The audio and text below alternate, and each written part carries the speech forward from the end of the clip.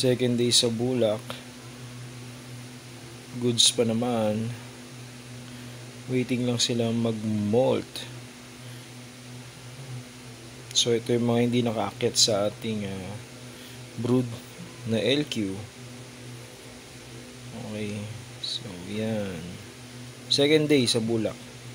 Alright. Okay guys. So ito yung update sa ating LQ o Lyrus conquistriatus na scorpions. So kung makikita nyo guys nag-molt na sila to second instar. Meron tayong ilang nakasurvive, pero meron tayong tatlong casualties na hindi nag-molt. Okay, so 1, 2, 3.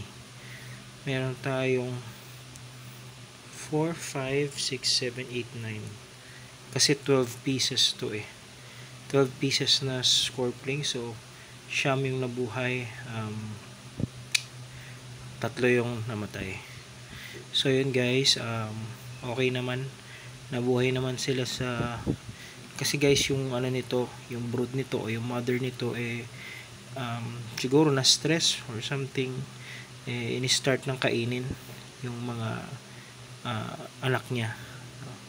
So ngayon ayun nga, mukhang okay naman na sila. So ayun, sayang may tatlong casualties na hindi lumabas sa molt. Okay, so ayun lang guys.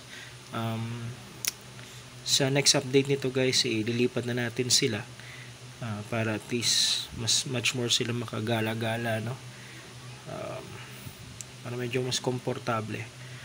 Okay, so yun, maraming salamat. This is Fang Session Channel.